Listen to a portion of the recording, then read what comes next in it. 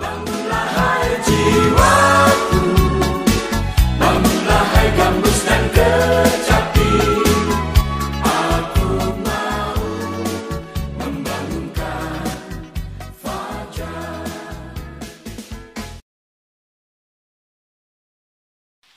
Shalom, selamat pagi. Selamat berjumpa kembali di dalam program Renungan Embun Pagi bersama dengan Kota Daud Ministry. Kiranya kasih karunia Allah melimpah di dalam kehidupan kita. Amin. Renungan Embun Pagi saya ambil di dalam Mazmur pasal 27 ayat yang pertama. Demikian firman Tuhan dari Daud. Tuhan adalah terangku dan keselamatanku. Kepada siapakah aku harus takut?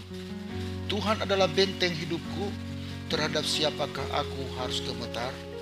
Saudaraku, tentu kita tidak lupa seorang tokoh yang sangat akrab bagi kita di dalam Alkitab Perjanjian Lama yang bernama Raja Daud. Dia adalah tokoh yang tidak asing bagi kita. Dia juga termasuk tokoh yang menjadi inspirasi bagi banyak orang. Kehidupannya penuh dengan perjuangan, namun dalam perjuangannya itu dia tetap melibatkan Tuhan. Ia sangat menghormati Tuhan, menjaga hubungan persekutuan dengan Tuhan, karena ia sadar tanpa Tuhan ia tidak dapat berbuat apa-apa. Dalam nats yang kita baca hari ini, Raja Daud memberikan kepada kita inspirasi tentang pengalamannya bersama dengan Allah. Inspirasi yang pertama adalah dia berkata, Tuhan adalah terangku. Dalam hal ini, Raja Daud mengakui bahwa pada waktu ia bersama dengan Allah, ia tidak akan berjalan di dalam kegelapan.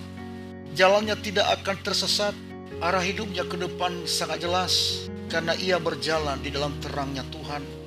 Saudaraku, pengakuan ini memberikan kepada kita inspirasi, bahwa di luar Tuhan kita pasti berjalan di dalam kegelapan. Itulah sebabnya kita harus hidup di dalam Dia. Jangan engkau menjauhkan diri dari Tuhan Allah kita, karena Tuhan adalah terang hidup, pelita bagi jalan hidup kita. Yesus berkata bahwa akulah terang dunia. Barang siapa mengikut aku, ia tidak akan berjalan dalam kegelapan, melainkan ia akan mempunyai terang hidup. Artinya bahwa pada waktu engkau membuka hatimu bagi Dia, bagi Yesus Kristus, engkau tidak akan meraba-raba di dalam kehidupan ini. Arah hidupmu sangat jelas, karena Dia akan menerangi hatimu dan menuntunmu ke jalan yang benar.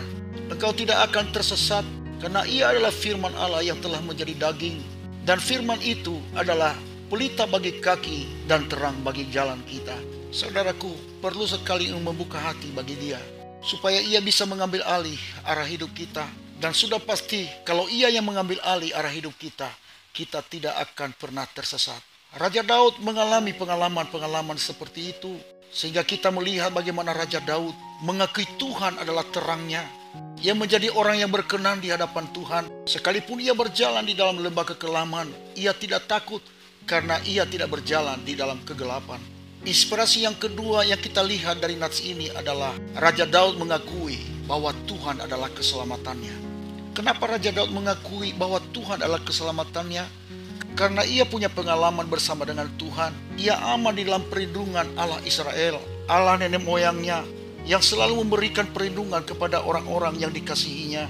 Raja Daud bukan hanya saja punya pengalaman pribadi dengan Tuhan, tetapi bila ia mengenang pengalaman nenek moyang mereka keluar dari tanah perbudakan, bagaimana Allah menyelamatkan umatnya Israel keluar dari tanah Mesir itu, dengan penuh tantangan yang berat, dengan tangan yang teracung, dengan tangan yang kuat, Allah menuntun mereka sampai mereka keluar dari tanah perbudakan itu.